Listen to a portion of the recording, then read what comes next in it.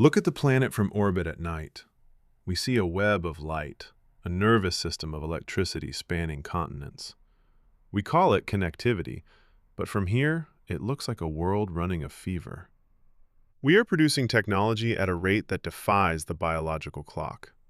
In the glass towers of Shenzhen, the coding hubs of Bangalore, and the server farms of Virginia, the lights never turn off. We have built a global furnace that consumes the one resource we cannot manufacture: human vitality. We aren't just working, we are overburning the very foundation of our species. We mine rare earth minerals from the soil of one hemisphere to build devices that will be discarded in 3 years in the other.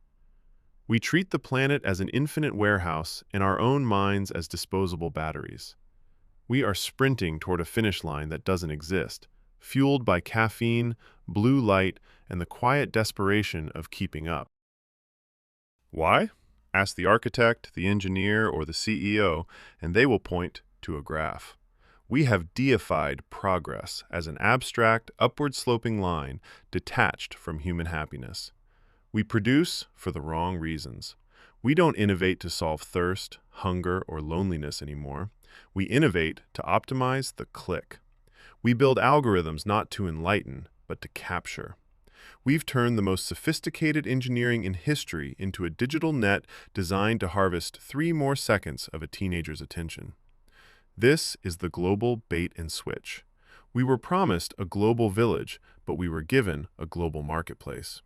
We are told that if we stop growing, we die, so we grow like a cancer, consuming the host because the why has been replaced by the more. And then there is the use. We have been handed the fire of the gods, and we are using it to light cigarettes. Technology was supposed to be a lever, something to make the heavy lifting of life easier. Instead, it has become the atmosphere. We don't use it, we inhabit it. We have outsourced our intuition to GPS, our memories to the cloud, and our social worth to a curated feed of filtered shadows. We use it wrong because we use it to avoid the small moments. We check our phones at the dinner table to avoid the silence. We record the concert through a 4-inch screen to prove we were there, missing the very vibration of the music. We have traded experience for evidence. We are tech-rich but life-poor, staring into the black mirror until we forget what our own faces look like without a filter. This progress has a shadow, and that shadow is a deep, resonant depression. It is an evolutionary mismatch. We are tribal primates with 50,000-year-old brains trying to process 500 million signals a second. We are depressed because progress has removed the requirement of effort. When everything is on demand, nothing is earned. Meaning is found in the struggle, in the walk, the wait, the craft. When you can have the world delivered to your door in an hour, the world loses its magic. On a global scale, we are lonelier than ever. We are surrounded by followers, but lack companions. We see the highlight reels of 8 billion people and wonder why our behind the scenes feels so dull. We have optimized away the friction of life, forgetting that friction is exactly what keeps us grounded.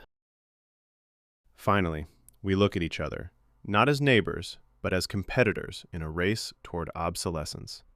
We have turned progress into a weapon of mutual destruction. It is a global arms race of efficiency. Corporations race to automate the worker. Nations race to weaponize the data. Individuals race to outsignal their peers. We are in a frantic competition to destroy one another's livelihoods under the guise of disruption.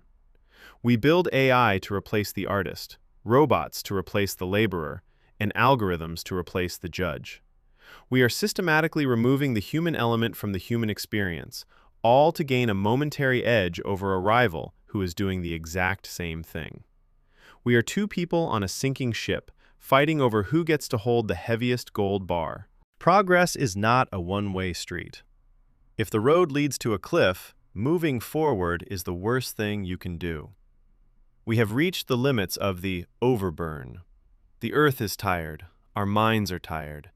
The machines are humming, but the people are silent. True progress isn't building a faster way to the end. It's having the wisdom to know when we have arrived. It's time to stop asking how much faster we can go and start asking where exactly we think we're going.